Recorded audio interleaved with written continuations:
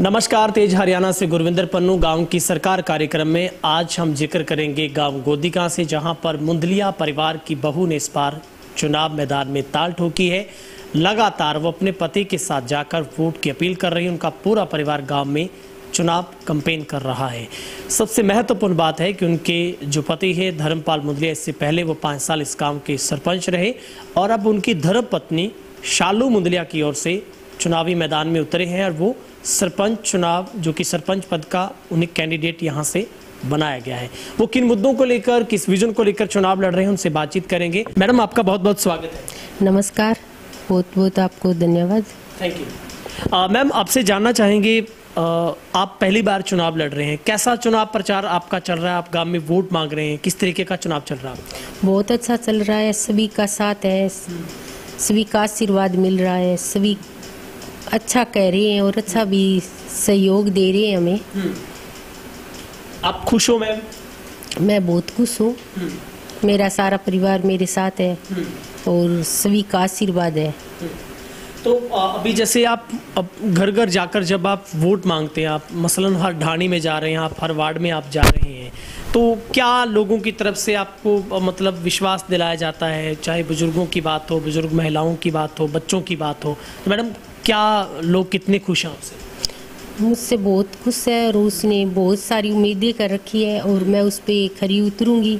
जो वो समस्या लेकर आई है, मैं उन समस्या का समाधान करूंगी और उनके साथ हर समय मैं उनके साथ रहूंगी। ठीक है मैडम, कभी आपने सोचा था कि आपके जो पहले सरपंच साहब पति आपके, जो उन्होंने सेवा की है, कभी सपने में सोचा था कि आपको भी एक दिन चुनाव लड़ना होगा?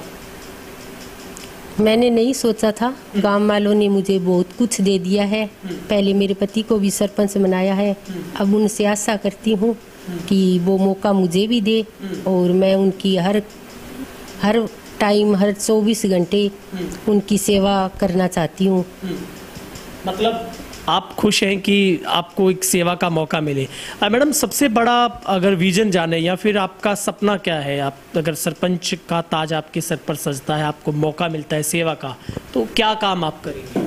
जैसे कि बहुत सारे मुद्दे हैं, जैसे बच्चे नशे की तरफ जा रही है और उन्हें शिक्षा की ओर ले जाना है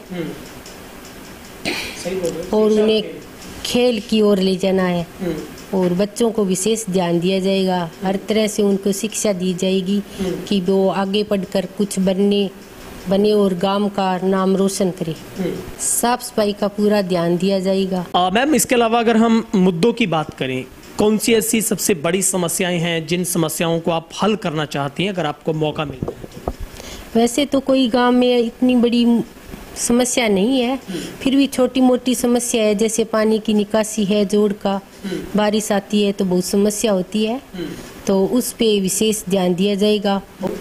जैसे कि बच्चे, बहुत छोटे छोटे बच्चे हैं, नशे में है, नशे कर रहे हैं, उनसे नशा छुड़ाने की कोशिश करेंगे, प्यार से करेंगे, भाईचारे से करेंगे, उन्हें समझाकर उन्हें आगे ले जाने की कोशिश करेंगे और उन्हें आगे बढ़ने का मौका भी देंगे। उनके इतनी शिक्षा देंगे, इस तरह उनको संभालेंगे कि वो कुछ देश के लिए, कुछ गांव के लिए कर गुजरे। और मैडम, खेलों को लेकर आपके पास क्या विजन है? क्योंकि अगर नशे की तरफ से उनको मोड़ना है तो फिर खेल बढ़ाना होगा, कैसे देखिए? उनके लिए हर खेल की सुविधा दी जाएगी, जैसे क्रिकेट की, जो बच्चों का मन करेगा उसी खेल में उनकी रुचि ज़्यादा की जाएगी, ताकि बच्चे खेल की तरफ ज़्यादा ध्यान दें और नशे की तरफ कम ध्यान दें। जैसे कि बेटियों के लिए लाइब्रेरी खुलानी है, उन्हें बाहर जाना पड़ता है, उनके लिए बाहर जाते हैं तो बच्चों को बहुत सारी दिक्कतें आती हैं, पढ़ लिख नहीं पाते बहुत सारे बच्चे, तो उनके लिए लाइब्रेरी होगी तो वो गांव में पढ़ेंगे, अच्छे आगे पढ़ेंगे और कुछ कर गुजरने की उन्हें भी मौका मिलेगा। हमारे गांव में स्वास्थ्य केंद्र नहीं है और उसे बनाने का प्रयास करेंगे और स्वास्थ्य केंद्र के लिए बाहर जाना पड़ता है, सभी को दिक्कत आती है और उनके लिए बिल्डिंग भी बनाना चाहते हैं, उनके लिए पूरा स्टाफ भी कराने चाहते हैं। शिक्षा के लिए बताना चाहती हूँ कि स्कूल में कोई स्टाफ की कमी होगी तो उसे पूरी करेंगे, जैसे पानी की कमी है वो भी पूरी करेंगे, जैसे बच्चों को खेल कूद की कमी है वो भी हम पूरी करेंगे। जैसे कोई चीज़ की कमी है, जैसे टॉयलेट की कमी है, हम उसे भी पूरी करेंगे। मैम जैसे आपकी ढाणियाँ हैं, वहाँ पर कच्चे रास्ते हैं, तो उसको लेकर आप क्या करेंगे? उनके लिए पक्के रास्ते करेंगे। वो ढाणी दूर है, उनके लिए पानी की व्यवस्था करेंगे।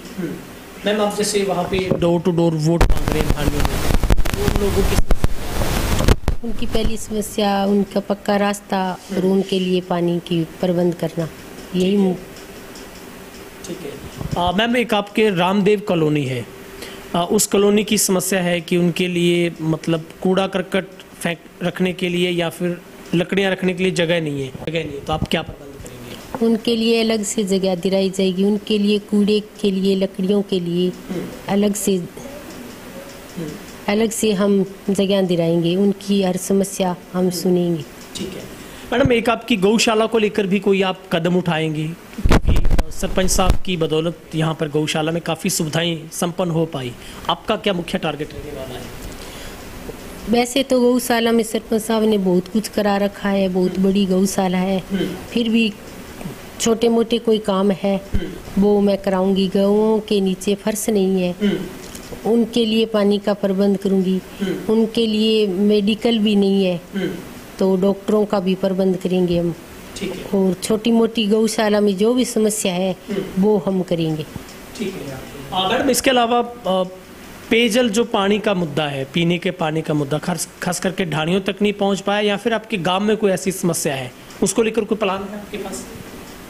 जिसके पास कोई समस्या है, जिसके पास पानी नहीं जा रहा है, तो हम पूरी कोशिश करेंगे कि हर भाई के घर में पानी की सुविधा हम करेंगे। एक रामदेव कॉलोनी में हम मैरिज पैलेस खुलाएंगे।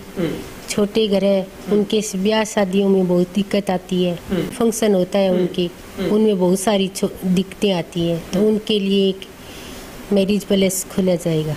मैं महिला होने के नाते महिलाओं को आगे रखूंगी और उनके सिलाई सेंटर खुलाने का प्रयास करूंगी। जी, तो ये हमारे साथ बातचीत कर रहे थे शालू मुदलिया जी, जो कि लगातार चुनाव कैंपेन कर रहे हैं, अपना घर घर जाकर वोट मांग रहे हैं। लेकिन आखिरी सवाल मैम आपसे मैं पूछ लेता हूं, मैम आप जब घर घर में वोट मांग रहे हैं और आपके साथ आपकी सासू माँ भी होती है, पूरी महिलाएं आपके साथ होती है, तो कैसा रिस्पॉन्स आपको जब आप घरों में जाते हैं, लोग आपको कैसा साथ प्यार दे रहे हैं?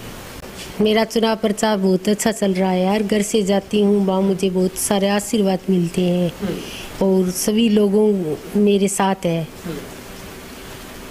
मैम अपनी आप जीत को लेकर कितने आश्वस्त हो? अपनी जीत को लेकर? मैं जीत को लेकर बहुत ही संतुष्ट हूँ। सभी का प्यार मिल रहा है, सभी का आशीर्वाद मेरे साथ है। ये चुनाव एक तरफा है और मैं इससे बहुत ही संतुष्ट हूँ और तेज हरियाणा को भी मैं धन्यवाद करती हूँ। शुक्रिया मैम आपका, और आपको बहुत बहुत शुभकामनाएं। Thank you sir. तो ये थे हमारे साथ गांव गोदिका से, जो कि धर्मपाल मुदलिया की धर्म पत्नी इस बार शालू मुदलिया अपना चुनाव प्रचार कर रही है। इस बार वो सरपंच पद के तौर पर चुनाव लड़ रही है और पहली मर्तबा है जब हरियाणा सरकार की ओर से 50% महिलाओं को ये भागीदारी सुनिश्चित की गई है कि वो अब सरपंच पद के तौर पर चुनाव लड़े। और अच्छी बात है कि गांव की एक बहू इस चुनावी मैदान में है और वो बिल्कुल एक अच्छे तरीके के साथ, शालीनता के साथ चुनावी कैंपेन कर रही है। और अच्छी बात यह भी है कि उन्हें अपने गांव के मुद्दों पर पकड़ है। बेशक वो कम शब्दों में बोले, लेकिन उनके दिमाग और जहन में ये मुद्दे जरूर घूम रहे हैं। जब वो घर घर जाकर वोट मांग रही है, उनको बुजुर्गों का आशीर्वाद मिल रहा है और उन्होंने ये जरूर कहा है कि मेरा प्रयास गांव की खुशहाली तरक्की के लिए होगा। चाहे गांव में वो पानी निकासी की बात हो, सफाई की बात हो, स्वास्थ्य की बात हो, गांव में चाहे धार्मिक आस्था को लेकर किसी तरीके की बात हो, तो उन पर मैं पूरा ध्यान रखूंगी। अब आपकी इस मसले पर क्या राय है, ये भी जरूर हमारे साथ साझी कीजिएगा आप।